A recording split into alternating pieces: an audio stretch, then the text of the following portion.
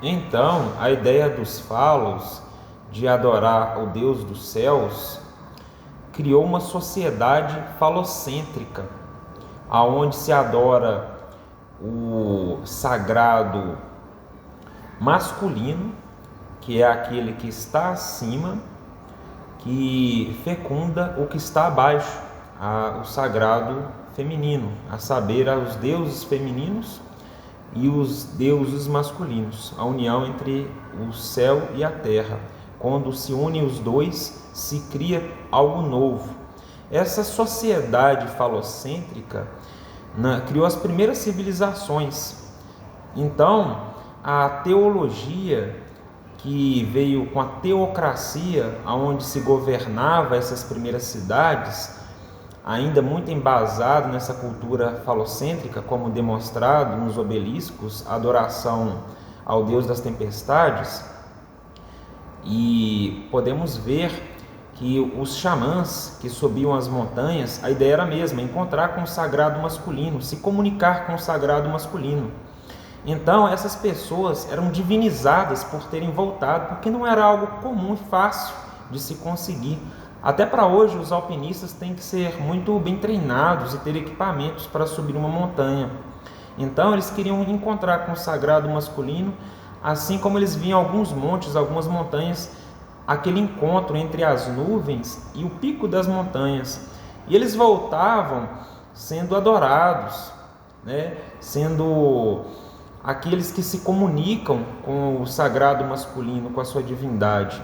Então, eles eram líderes, eles lideravam essas cidades, essas comunidades, que elas foram represados os recursos ali, cercando essas cidades para proteger esses recursos, e tendo essa qualidade de vida maior dentro dos meios urbanos do que aqueles que viviam ainda no período agrário, com a mentalidade da revolução agrária, mas ainda pastoris, é diferente de quem se adentrou para dentro das cidades, Então, eles viviam muito mais confortáveis, recebendo os recursos, comercializando, e esse comércio, entre as primeiras civilizações, as primeiras cidades, fazendo troca de recursos, que começou com o escambo, foi organizado, e foi organizado na Babilônia. Aqui nós podemos ver a Torre de Babel, como a conhecemos na Bíblia, que seria um zigurate, é um templo, Essa cultura falocêntrica, ela se expandiu até se tornar um templo falocêntrico, O falo apenas ele mudou. Ele criou um aspecto onde as pessoas comuns poderiam subir, adentrar no falo e se encontrar com o sagrado masculino. Por isso a Babilônia vem de Babilos, que é a porta para o céu, É assim que eles compreendiam na Babilônia, O templo era algo mais físico, palpável, levando as pessoas a conhecerem o sagrado, E daí essa antropomorfização dessas entidades da natureza, que era a essência, a natureza, o sagrado é a natureza. Então eles não olhavam para o céu como a gente olha para o céu, eles olhavam para cima e viam o sagrado masculino. Eles não viam o céu, eles não olhavam para o céu, para o sol, dizendo: lá está o sol, aquela estrela brilhante, fruto de fusão nuclear. Eles olhavam para o sol como se fosse ali o sagrado que me aquece, que me ilumina. Este é o sagrado. Então, quando eles antropomorfizaram através desse período, dessa era de heróis, que eram os xamãs que desciam das montanhas, que se comunicaram com o sagrado masculino, então eles antropomorfizaram esses deuses, Agora sim nós temos um aspecto masculino desses deuses, Então eles criaram uma narrativa para eles, para essas entidades na natureza, onde, como a sua origem, de onde foram formadas essas sociedades. Então nós vemos aí essa narrativa bem construída teologicamente.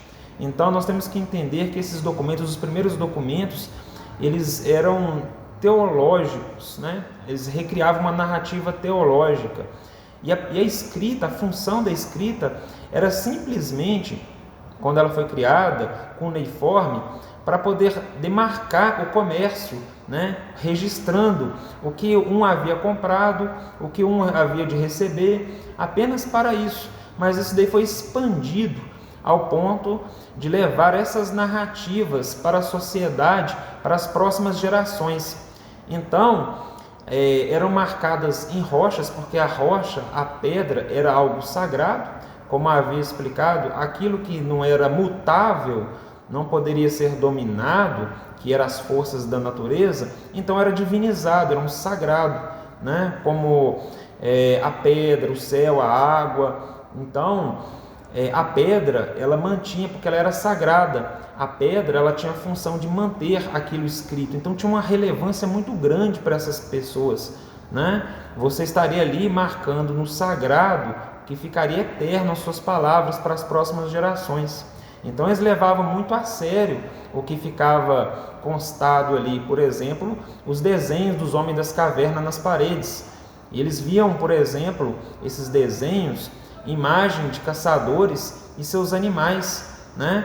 E nesses animais podemos destacar essa relevância do período da Revolução Agrária, né? Onde eles contavam ali os bois, né?